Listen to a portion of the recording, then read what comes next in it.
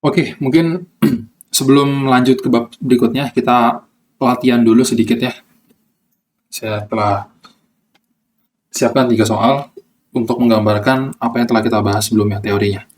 Yang pertama, kita bakal bahas soal,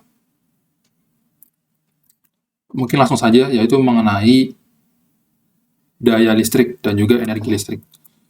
Oke, ini soalnya. Jadi, muatan memasuki terminal positif suatu elemen dengan persamaan sebagai berikut, dan juga tegangan di antara elemen tersebut adalah ini persamaannya. Kemudian kita ditanyakan berapa daya yang dihantarkan ke elemen tersebut pada waktu sekian. Berarti yang pertama kita ditanyakan P ketika T sama dengan 0,3. Ya, ini mudah saja. Kita tahu bahwa tadi kita udah bahas ya, daya listrik itu kan dapat kita nyatakan dengan VT dikalikan dengan IT untuk setiap waktu. Nah, dalam hal ini VT-nya sudah diberikan, yaitu 3 cos 4 VT. Nah, sedangkan IT-nya kita belum tahu tuh. Tapi kita juga udah tahu bahwa secara definisi arus itu adalah dQ dt. Nah, berarti persamaan IT-nya itu ya ini. Kita gunakan turunan di sini. Berarti kan turunannya adalah ini fungsi sinus, berarti jadi kosinus 4 pt. Kemudian jangan lupa dikalikan dengan turunan di dalam fungsi sinusnya, berarti 5 dikali 4 pi.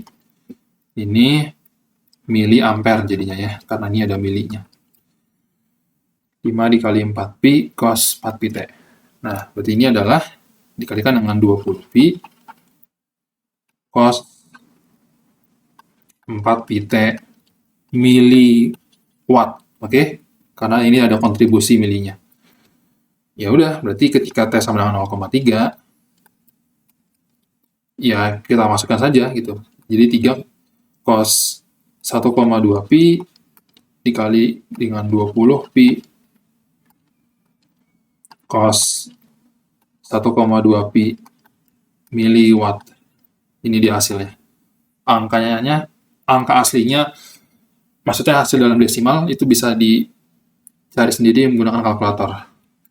Nah, untuk bagian B, berapa energi yang dihantarkan elemen antara waktu 0 sampai waktu 0,6. Nah, ya udah.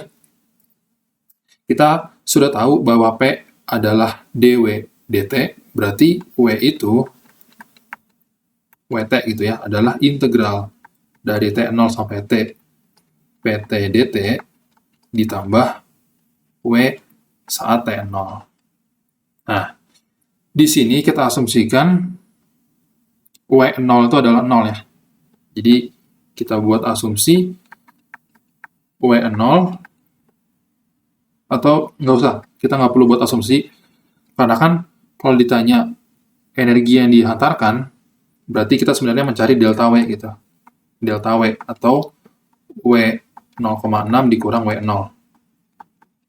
Itu adalah integral dari 0 sampai 0,6 PT dt. Berarti integral 0 sampai 0,6 ini kita sederhanakan menjadi 60 pi cos kuadrat 4 pi T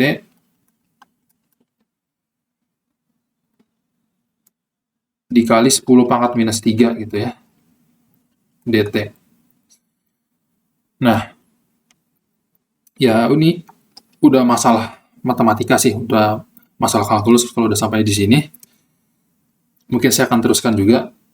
Kita tahu bahwa dari sifat trigonometri, cos 2 kotak adalah 2 cos kuadrat kotak minus 1. Berarti kalau kita punya cos kuadrat kotak, itu dapat kita tuliskan menjadi cos 2 kotak ditambah 1 per 2.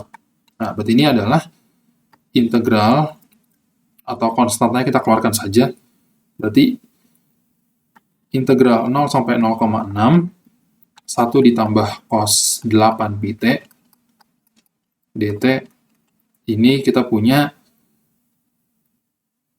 30 pi dikali 10 pangkat minus 3, gitu ya. Oke, berarti ini 30 pi atau 3 pi dikali 10 pangkat minus 2, T ditambah sin 8 pi T dibagi 8 pi. Dari T sama dengan 0 sampai T sama dengan 0,6. Ya, ini adalah 3 pi dikali 10 pangkat minus 2 dikali 0,6 ditambah 1/8 pi dikali sinus 4,8 pi. Ya, ini hasilnya. Seperti itu. Nggak rumit sebenarnya secara konsep, ini hanya rumit di perhitungan saja. Ya, kalau seandainya kan kalian diperbolehkan menggunakan kalkulator saat ujian atau mengerjakan tugas, ini nggak masalah lah ya. Yang penting kita bisa nih, kita tahu konsepnya dan cara menghitungnya. Oke, untuk soal berikutnya, mungkin saya coba ambil dari ini. Tadi saya lihat ada yang cukup menarik.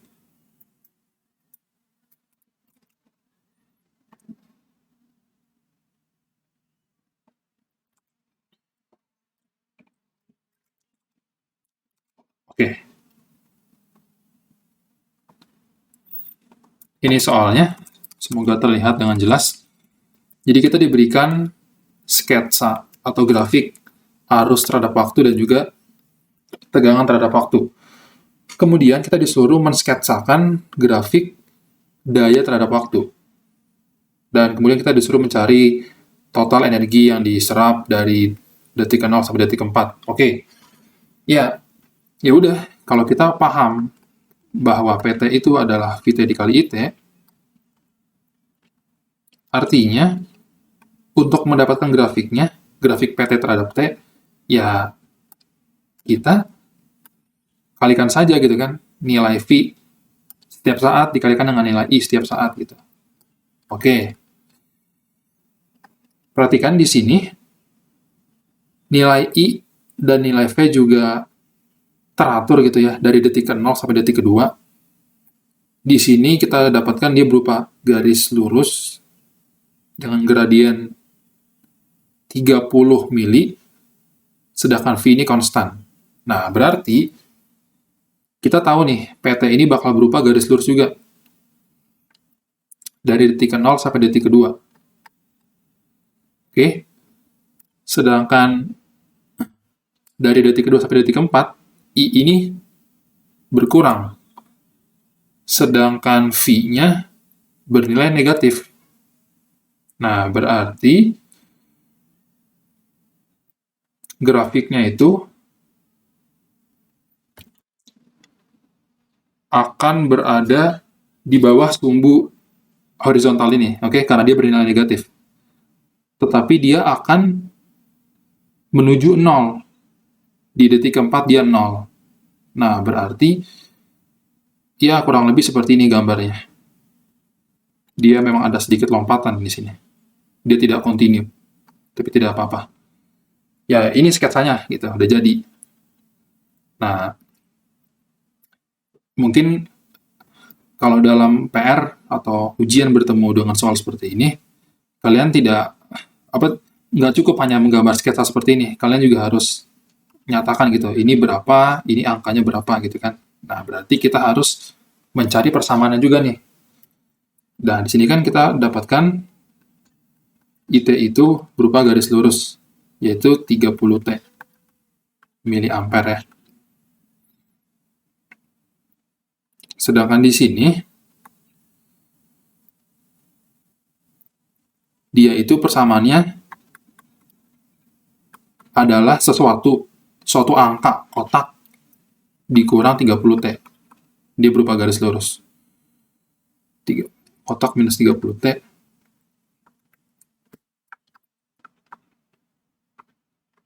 Nah, ketika T sama dengan 4, I-nya 0. Berarti 0 sama dengan kotak minus 30 kali 4. Berarti kotak adalah 120. Nah, kalau V ini udah jelas dari 0 sampai 2. Oke, mungkin saya tulis saja ya. Saya tulis saja biar lebih jelas. IT itu adalah 30 T miliampere untuk T sama dengan 0 sampai T sama dengan 2, dan juga 120 minus 3T miliampere dari T sama dengan 2 sampai T sama dengan 4. Sedangkan VT, dia itu adalah 5 dan minus 5. Ini ketika T sama dengan 0 sampai T sama dengan 2, ini T sama dengan 2 sampai T sama dengan 4. Oke? Nah, berarti ini adalah maksimumnya itu kan 30 kali 2, yaitu 60 ya. Sedangkan ini kita masukin 2, 120 minus 60, jadinya adalah minus, jadi adalah positif 60. Tetapi ini jangan lupa, ini bukan 60. Karena kan PT adalah VT kali IT, berarti ini harus kita kalikan. Berarti 60 dikali 5, yaitu 300. Ini adalah minus 300. Oke, jadi seperti itu sketsanya. Untuk bagian A terjawab. Ya, atau mungkin biar lebih jelas, saya tuliskan juga. PT adalah VT IT. Dia juga kita bagi kasus dari T sama dengan 0 sampai T sama dengan 2, kita kalikan.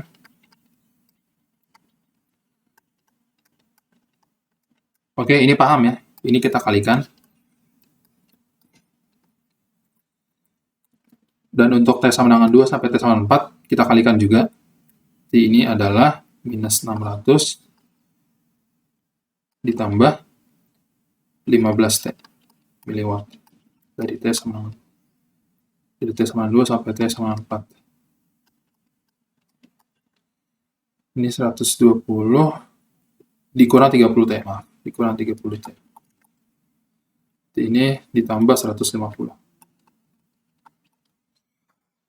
Oke, untuk bagian B, total energi yang didisipasikan oleh elemen dari T sama dengan 0 sampai T sama dengan 2. Nah, ya udah, WT, atau kalau ditanyakan total energi yang diserap dari suatu rentang waktu, berarti yang ditanyakan adalah ini, delta W, yaitu integral dari T sama dengan 0 sampai T sama dengan 2, PT dt. Maaf, 0 sampai 4. Dan ini harus kita bagi dua integral. Integral 0 sampai 2 PT dt ditambah integral 2 sampai 4 PT dt. Nah, integral 0 sampai 2 PT dt ini untuk kasus pertama kan ini ya, 60T. 60T dt ini ditambah integral 2 sampai 4 150T dikurang 600 dt. Ini semua kita kalikan 10 pangkat minus 3 karena dia mili. Oke, ini sisanya tinggal aljabar. Ini 30T kuadrat, 30 dikali 2 kuadrat ditambah 75T kuadrat, 16 dikurang 4 dikurang 600 dikali 4 kurang 2, yaitu 2. Ini dikalikan 10 pangkat minus 3 Joule. Oke. Ini 120, ini minus 1200, ini ditambah 75 dikali 12. Ini semuanya dikalikan dengan 10 pangkat minus 3 Joule. Ini dia hasilnya. Untuk angkanya silakan gunakan kalkulator. Intinya, lagi-lagi, yang terpenting adalah kalian paham konsepnya dan tahu nih gimana cara menyelesaikan permasalahan seperti ini. Oke. Satu soal lagi mungkin terkait dengan elemen listrik ya. Jadi biar lebih kebayang tentang yang udah kita bahas, CCCS, CCVS, dan kawan-kawan. Coba kita ambil dari soal buku Sadiku nomor 20, bab 1.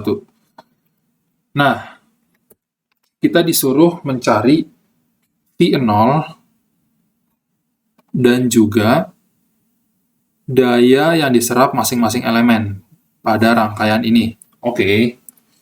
Nah, gimana sih cara mencari V0? Perhatikan, kita udah tahu nih berapa tegangan dan arus di hampir semua elemen, kecuali yang ini saja. Nah, kita curiga nih, kita bisa menggunakan hukum kekekalan energi. Oke? Yang menyatakan bahwa jumlah daya yang dikonsumsi atau dilepaskan setiap elemen dalam satu rangkaian itu adalah 0. Nah, ya udah. Ingat dengan kita jangan lupa dengan passive sign convention. Jadi kalau misalkan yang ini contohnya ya. Ini kan 6 ampere, ini 30 volt gitu. Nah, dayanya itu adalah 6 dikalikan dengan minus 30 ini. Jadi ini minus gitu ya. Kalau ini 6, arusnya 6 ampere, memasuki terminal positif. Berarti nanti yang ini nih, dayanya itu adalah 6 dikalikan dengan 12, atau 72 watt positif gitu. Oke, berarti mulai dari yang sini, yaitu 6 dikalikan dengan minus 30, ditambah 6 dikalikan positif 12, ditambah 3 dikali V0, kemudian ditambah 28 kali 1, kemudian ditambah 28 kali 2, kemudian ditambah arusnya 3. Tegangannya itu minus 5 I0, oke? Minus karena passive sign convention, kemudian ini 5 I0. Di sini dikasih tahu I0 itu 2, ya udah, berarti kan ini jadinya 5 kali 2 yaitu 10, berarti minus 5 kali 2. Ya udah, ini sama dengan 0. Berarti minus 180 ditambah 72 ditambah 3 V0 ditambah 28 kali 3, yaitu 84. Ya kan, 28 kali 3 itu 84, minus 30 sama dengan 0, berarti V0-nya itu adalah pindah ruas, kita bagi 3, 210 minus 72 tambah 84 dibagi 3. Oke, ini adalah 70 dikurang 156 dibagi 3, yaitu 52. Ini adalah 18 volt. Terjawab. Oke. Kemudian, ya untuk daya yang diserap masing-masing elemen sebenarnya kita udah jawab di sini ya. Tapi mungkin dalam format yang kurang rapi. Ini 6 kali minus 30 dan seterusnya. Mungkin ini kita lewatkan saja. Ya, jadi untuk soal yang terakhir ini, dengan menggunakan hukum kekekalan energi, kita bisa memperoleh nilai V0. Seperti itu. Dan kita juga lihat di soal ini penggunaan dari sumber dependen. Oke, sekian. Terima kasih. Kita lanjutkan di bab 2.